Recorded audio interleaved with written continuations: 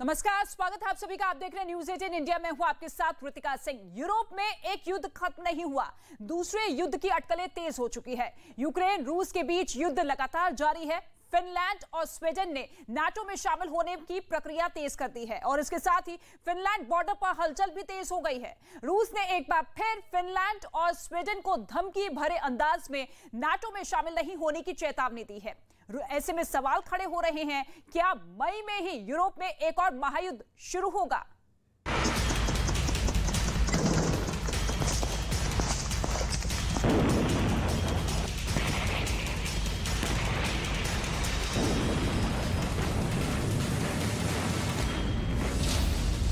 मई में महायुद्ध का दूसरा मोर्चा खुलने वाला है।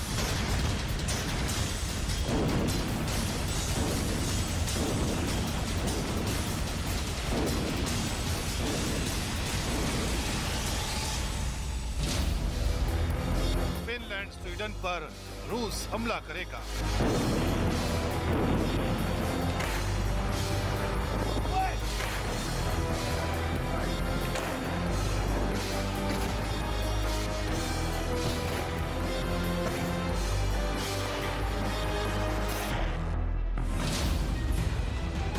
नेटो देगा ऑर्डर, रूस की सेना पहुंचेगी फिनलैंड बॉर्डर।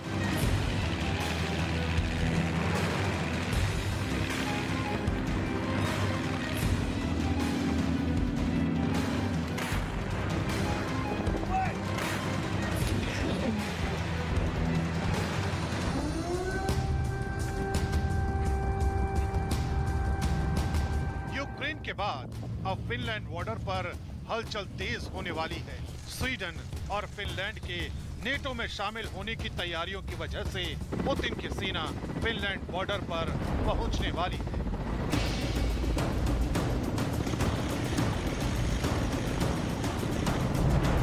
क्योंकि फिनलैंड के राष्ट्रपति और प्रधानमंत्री नेटो में शामिल होने के लिए आवेदन करने के पक्ष में सामने आ गए।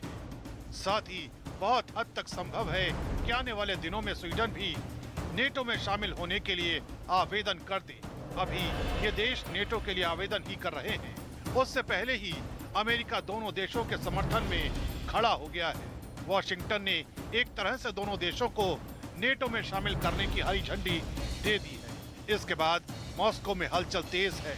क्रेमलिन की ओर से इस संबंध में कड़ी आपत्ति जताई गई है। रूस की ओर से धमकी भरी प्रतिक्रिया आई है। रूस की ओर से चेतावनी देते हुए कहा गया है कि उसे जवाबी कदम उठाने के लिए मजबूर किया जा रहा है।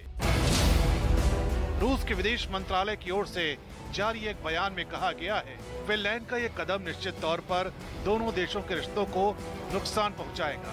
इसके साथ ही उत्तरी यूरोप में सुरक्षा और स्थायित्व की स्थिति भी प्रभावित होगी। फिनलैंड के राष्ट्रपति और प्रधानमंत्री ने घोषणा की कि देश को नेटो की सदस्यता के लिए तुरंत आवेदन करना चाहिए। इसके लिए देर नहीं करनी चाहिए। Joining NATO would be not against anybody. We would like to maximize our security. It is not a zero-sum game.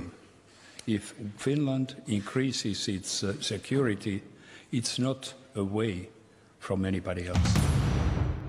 Finland ने ये बात इंग्लैंड के प्रधानमंत्री बोरिस जॉनसन के सामने कही। जॉनसन ने भी फिनलैंड को पूरी मदद का भरोसा दिया। Will not accept anywhere the changing of boundaries in Europe. Boris Johnson का दुनिया में मैसेज क्लियर है। फिनलैंड के पीछे अमेरिका और ब्रिटेन खड़ा है। यूरोप में नेटो अपना विस्तार उस वक्त कर रहा है जब रूस यूक्रेन के खिलाफ युद्ध में फंसा हुआ है। 11 हफ्ते की युद्ध में रूसी सेना यूक्रेन में बहुत सफलता नहीं पा सकी है। रूसी सेना लड़ाई में थक चुकी है और पुतिन के लिए युद्ध का दूसरा मोर्चा खोलना अभी आसान नहीं होगा।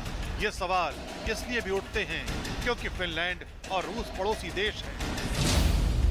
फिनलैंड और रूस के बीच 1340 किलोमीटर लंबा बॉर्डर शेयर होता है और रूस कई बार फिनलैंड को क्लियर कर चुका है कि अगर फिनलैंड नेटो की तरफ गया तो रूस के पास पावर रिस्टोर करने के अलावा कोई ऑप्शन नहीं। रूस ने इतना तक कह दिया है कि फिनलैंड के बॉर्डर पर न्यूक्लियर मिसाइल, सबमरीन के साथ हाइपरसोनिक मिसाइल तक की तैनाती कर दी गई है।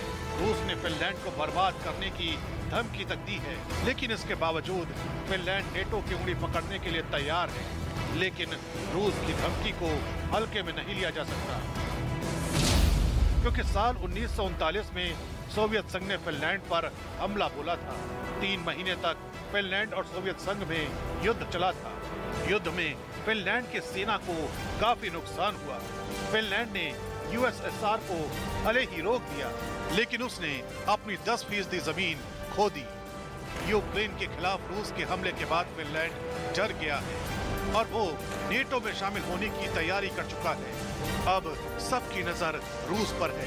अगर रूस ने फिनलैंड और स्वीडन के खिलाफ मोर्चा खोला तो यूरोप एक और युद्ध की आग में जल जाएगा।